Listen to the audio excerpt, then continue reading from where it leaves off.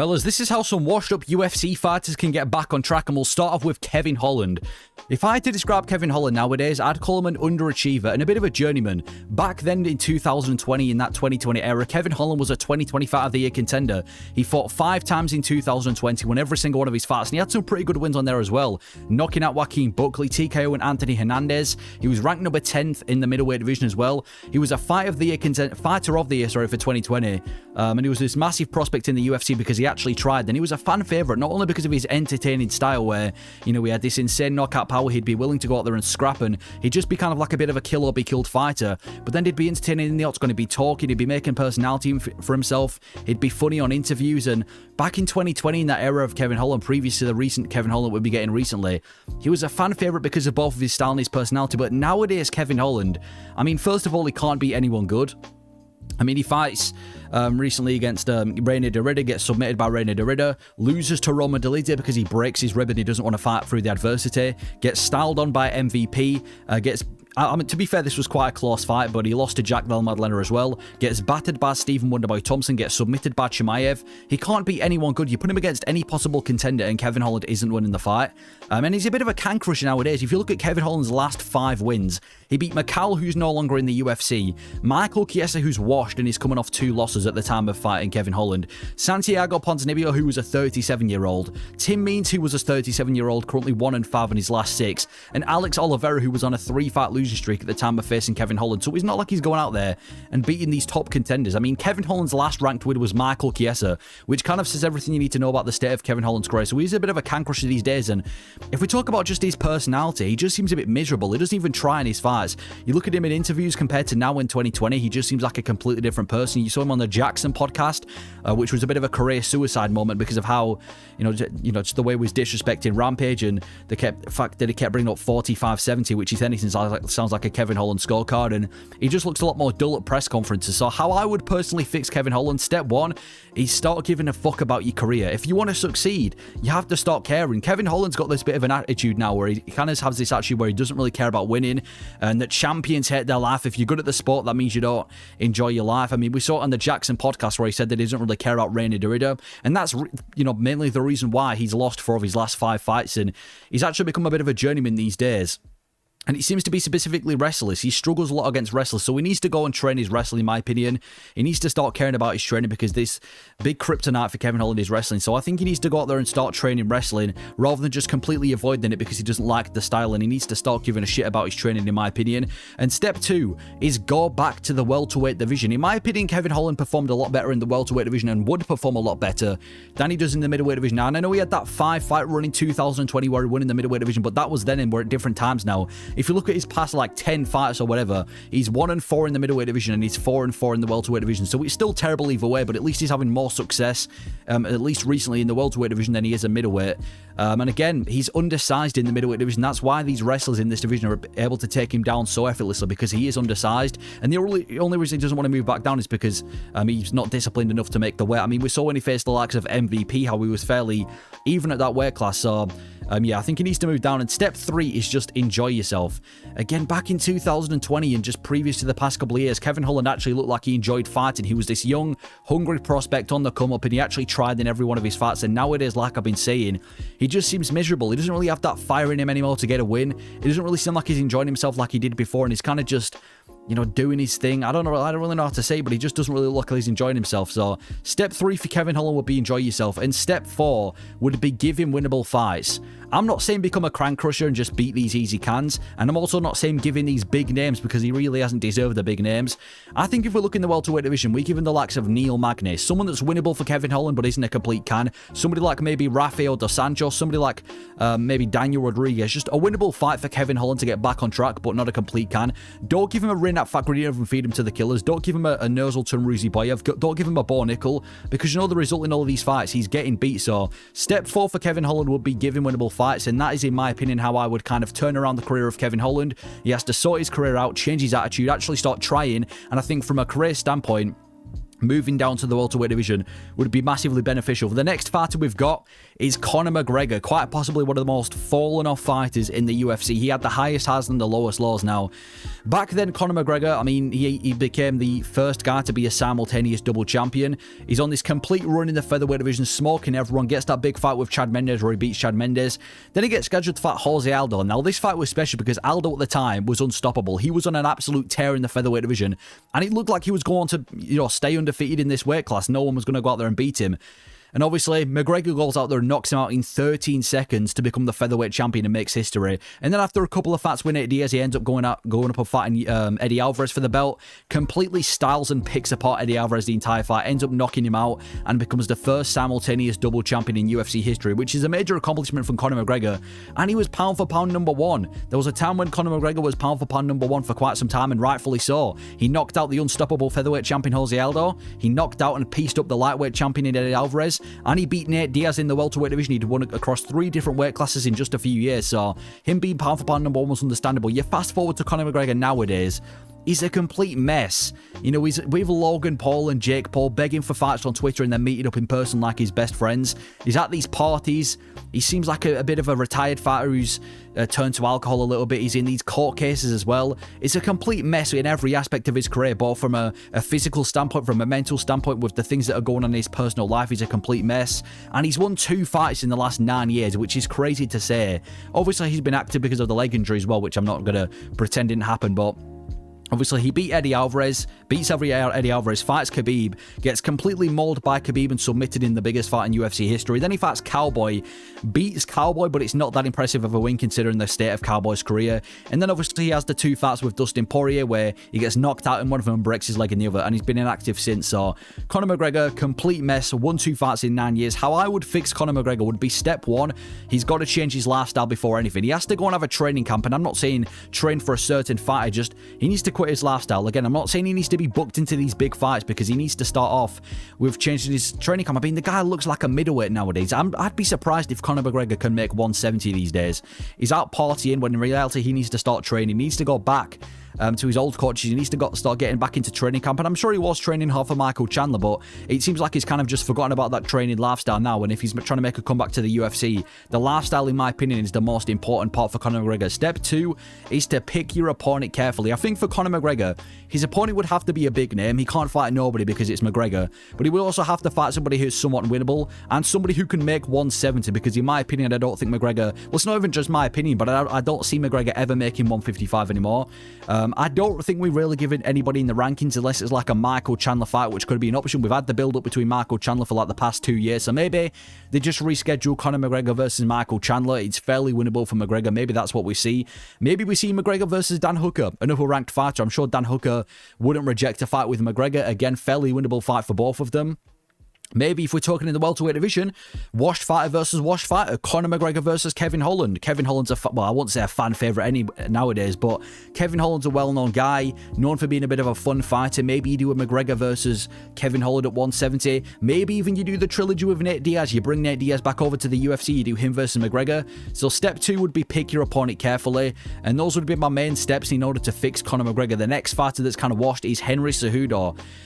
Henry Cejudo back then, double champion.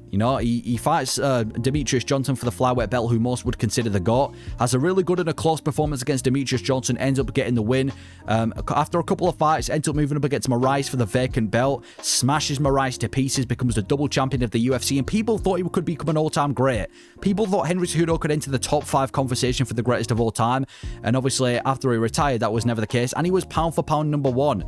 Obviously, Cejudo, if you look at it, just a couple of his wins, beats Sergio Pettis, then goes on to beat Demetrius Johnson, who most would consider the GOAT. Then he finishes TJ Dillashaw in 30 seconds, who most would consider a top 3 bantamweight of all time. Then after that, goes up a weight class and beats Marlon Moraes, finishes Marlon Moraes for another belt. And then he goes and beats Dominick Cruz and finishes Dominick Cruz, who most at the time would consider the bantamweight GOAT. So he's beating the best in the weight class at the time, and he was doing it in, impressive fashion across 2 weight classes. So back then, Henry Cejudo, one of the most accomplished combat sports athletes of all time. You look at him nowadays, and obviously he retired. He's on a 2-fight losing streak nowadays, which Might not have happened had he not retired in his prime, which is still, in my opinion, one of the dumbest decisions from Henry Cejudo. He had the option to make a legacy or to retire in his prime, and the guy decided to retire in his prime. In my opinion, it made no sense. And he comes back 3 years after retirement, comes back against Aljamain Sterling. Sterling wins that fight comfortably. Then he ends up fighting Merab, who we all know is obviously the best bantamweight in the world. Gets kind of embarrassed by Merab, and he's just kind of flushed a bit of his legacy down the drain. So nowadays he's on this 2-fight losing streak, and he's just another contender. To go from being one of the most promising guys in the UFC, a double champion, to being just another contender is a huge fall off. He's now ranked number 7th in the bantamweight division. He's got a fight booked against Song Yadong. It's not particularly a big fight. It's not a title eliminator. It's not against a top guy. So nowadays he's just a bit of another contender. So in my opinion, how to fix Henry Cejudo would be step 1. He must beat Song Yadong. You know, he's got to beat Song. If he loses to Song Yadong, this is just a legacy and a bit of a career suicide. His legacy is going down the drain. I mean, losing to Aljamain Sterling, fair enough, you've lost to the champ. Losing to Merab's unstoppable, arguably the GOAT of the bantamweight division, that's fair enough. Losing to Song Yadong, who isn't really known for being one of the best, would be terrible for Henry Cejudo. I think he needs to go out there with a wrestling-heavy game plan. The wrestling-heavy game plan has worked for Henry Cejudo in nearly all of his big fights, and I think that's probably the best game plan to beating Song Yadong, as PT An showed. So he must beat Song Yadong if he wants anyone to believe that he's not washed. Step 2 is I would recommend him to train wrestling at Sterling and Merab's gym.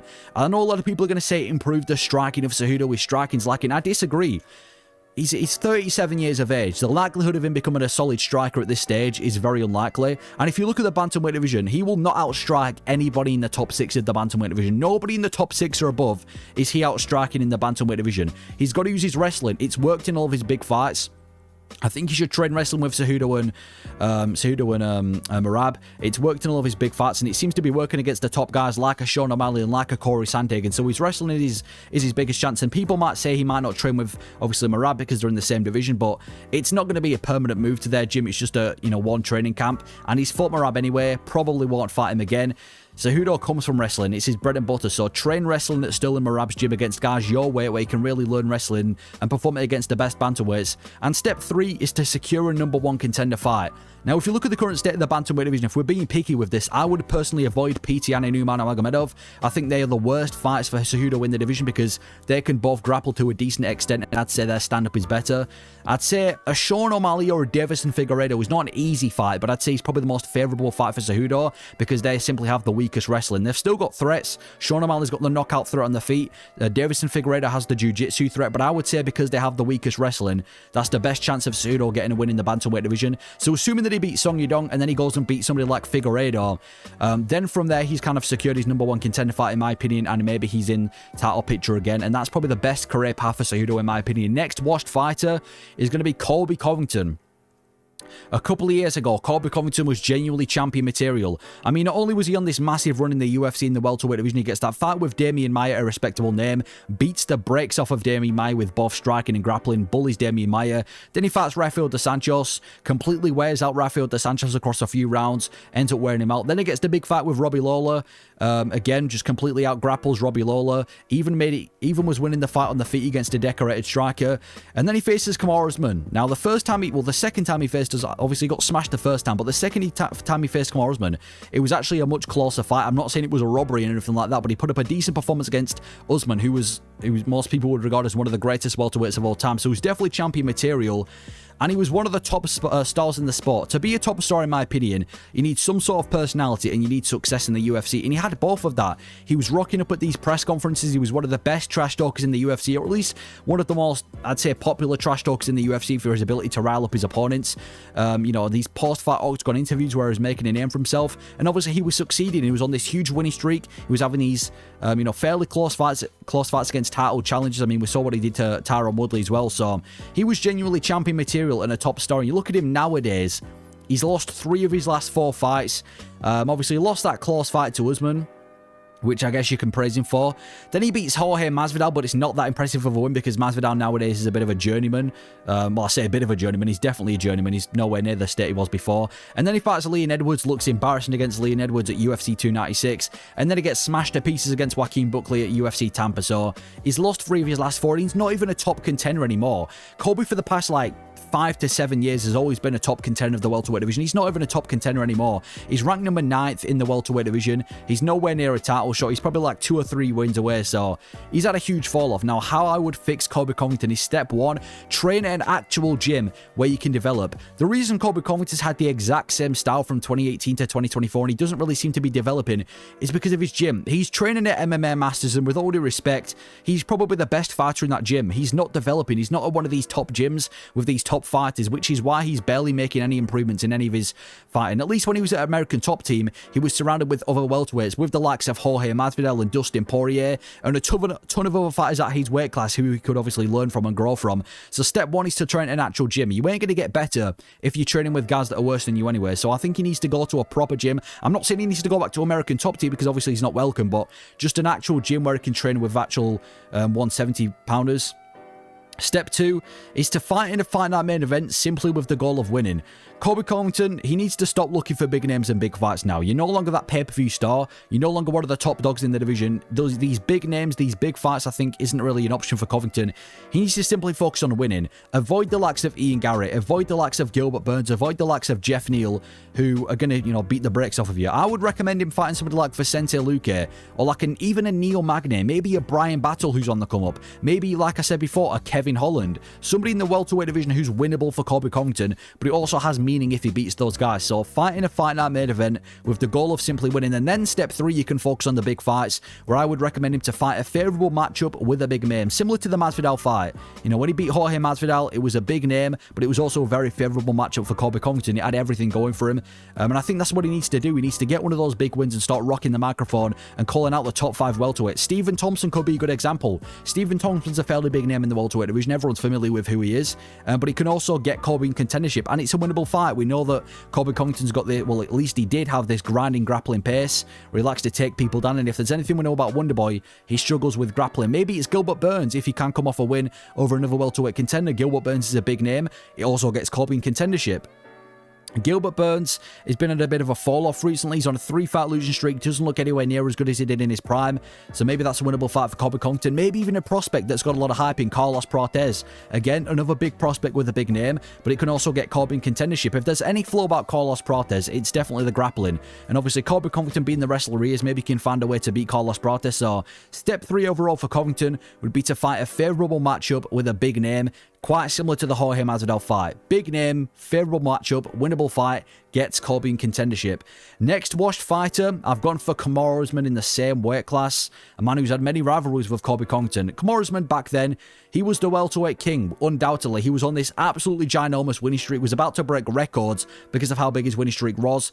He was out-wrestling everyone, just dominating the likes of Woodley, out-wrestling wrestlers, out-striking strikers. He was dangerous everywhere the fight went, and he was developing everywhere. He was the welterweight king. People started comparing him to GSP, and the UFC started promoting him as like the greatest welterweight of all time. That was the run that Usman was on. It was a special run, and he genuinely looked unstoppable. He looked unstoppable, and he's pound for pound number 1 in the UFC for quite some time as well, and fell, understandably why. He beat the champion in Tyron Woodley. He beat Colby Covington, a top contender, twice. He beat Masvidal twice, especially after Masvidal came off that 2019. He beat Gilbert Burns. He also beat the likes of Damian Maia, Leon Edwards, and Rafael dos Anjos, which I guess you can't mention as top opponents, but he still beat those guys. It's understandable why he was pound for pound number 1. He was beating everyone. He was doing it in dominant fashion. He looked like he was progressively getting better in every single one of his fights. And he was the guy in the welterweight division. And nowadays for Kamaru Usman, he's on a 3-fight losing streak, which if you'd have told me that back in like 2021, I would not have believed you. Gets to fight with Edwards in the rematch, gets head kicked into oblivion, gets the trilogy of Leon Edwards in the UK, loses a comfortable decision, and then he gets to fight with Chimaev on short notice, and even though it was a very close fight, ends up losing to Khamzat Chimaev. And he's gone from this kind of can't-lose fighter where you just can't imagine him losing, to a guy that simply can't really seem to be getting a win nowadays. And on top of that, he's really inactive, his husband. He's had, back in 2021, at the time he fought Covington in the rematch, he'd fought 9 fights in 3 years, one of the most active champions in the sport. Nowadays, he's had 3 fights in 3 years. It seems like ever since he's fought Chimaev on short notice, he's kind of just forgotten about the sport. And he's been called out multiple times. Joaquin Buckley's called him out, Sean Brady's called him out, and he's not really addressing any of these call-outs. He's not saying he's going to fight. He's not really given us any hints of if he's going to fight or not, or when he's going to fight. He's kind of just sat doing podcasts with Henry Cejudo, and no one knows if or when he's coming back. So, yeah, Usman's in this weird position now where we don't really know what's next for him. So, step one to fixing Usman, in my opinion, would be move to the middleweight division.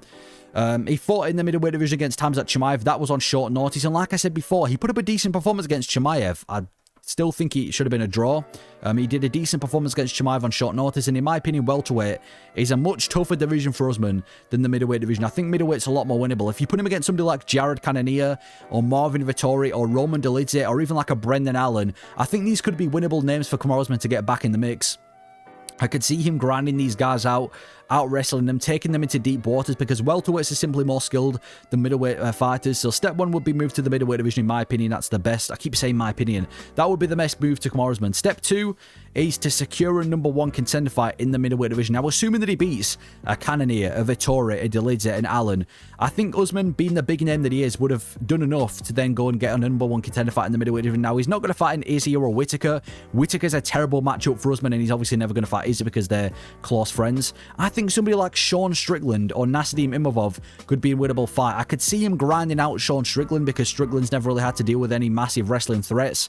And I could see him doing a bit of damage. I'm not saying I'd favour him to win, but from a stylistic perspective, I could see him kind of grinding both of them out. So maybe like an Imavov or a Strickland could be a #1 contender fight. And maybe, who knows, Usman could be in the talks for a title fight against maybe Chimaev or Dricus du Plessis at the end of this winning streak that he could go on in the middleweight division. So step two for Usman would be to secure a #1 contender fight. Next fighter I've got is going to be Dominick Cruz. Now, Dominick Cruz back then, he was the bantamweight GOAT, and some may even consider him the bantamweight GOAT nowadays. He was on he was on those 2 title defenses in WEC, where he's kind of like the king of WEC. Comes over to the UFC and continues that streak in the UFC, and really he should have had 5 title defenses. The only reason he lost a defense was because he was injured and he had to take some time off. Came back 3 years later and came back to dominate it in his prime.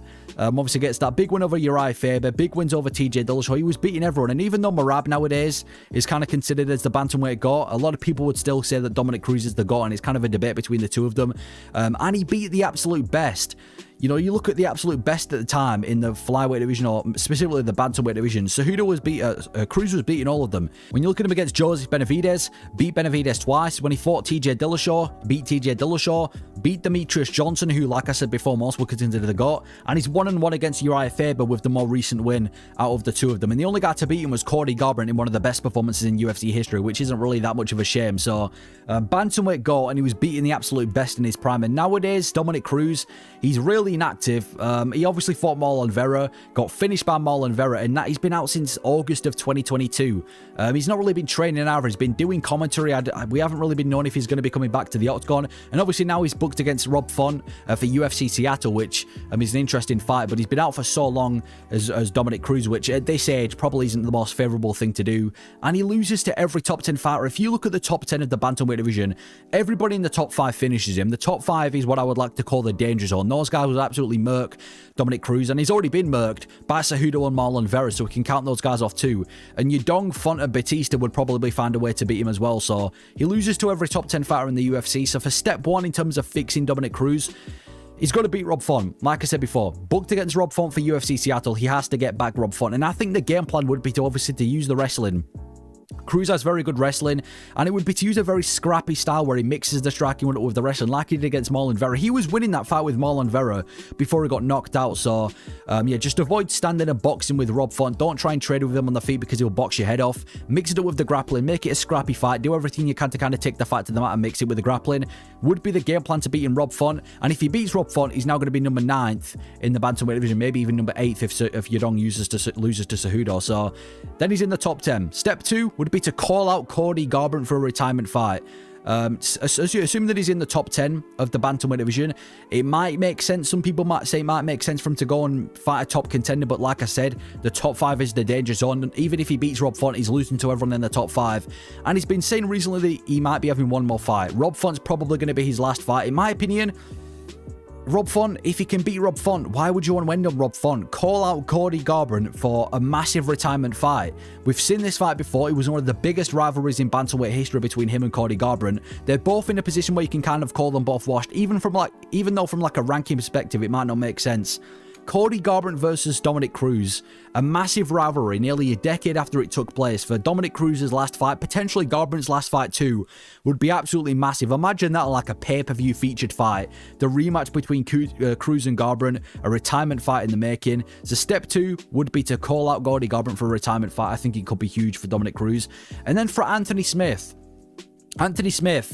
went from going to a decision with John Jones for the belt. If you'd have told me that there was a time, if you'd have told, well, that doesn't really make sense, but Anthony Smith, the fact that he fought John Jones, the greatest of all time, for the belt on pay-per-view and went to a decision, couldn't even get finished by John Jones, is crazy to think after we've seen Anthony Smith recently. And he was a top contender. And, you know, nowadays he's in the rankings, but he's not really doing anything. Back then he was going out there and beating people like they owed him money. He was making these dominant wins. He was putting a statement on every single one of his wins. He was genuinely a top contender and a dangerous contender in the light heavyweight division with Anthony Smith. He was a top guy. Nowadays, Anthony Smith loses to everyone. He fights Dominick Reyes, gets bullied and finished by Dominick Reyes. He fights Roman Dolidze at middleweight on short notice, loses to Roman Dolidze. He ends up fighting Khalil Roundtree, gets finished brutally by Khalil Roundtree. He fights Johnny Walker, gets styled on by Johnny Walker. He fights Ankalaev, partially an injury, but still loses to Ankalaev. So he's losing to everyone nowadays. I'm honestly surprised he's still ranked. Beating Vito Petrino, in my opinion, should be enough. I don't know why I keep saying my opinion. Beating Vito Petrino should be enough to keep your ranking spot. So the first step for Anthony Smith is to simply retire. I don't have a bunch of steps for this. I believe Anthony Smith is the guy on this list who needs to retire more than any of them. His emotional state is completely out the window. He looks like he's in no position to be continuing to fight. He's looking absolutely awful in every single one of his fights. He's lost the vast majority of his recent fights, with his only win being a split decision over Ryan Spann, who he's beaten before, and throw checking Vito Petrino, who looked awful in his recent fight. Step 1 for Anthony Smith, and the only step, should be to retire from the sport. He has no reason to continue fighting. He's going to get seriously hurt, and his heart looks like it's not even in it. But that is, in my opinion, how I would get a few of the washed fighters in the UFC back on track. Let me know if you agree, disagree with these paths to getting them back on track, and what your overall opinions are. Let me know your thoughts. Thank you for watching.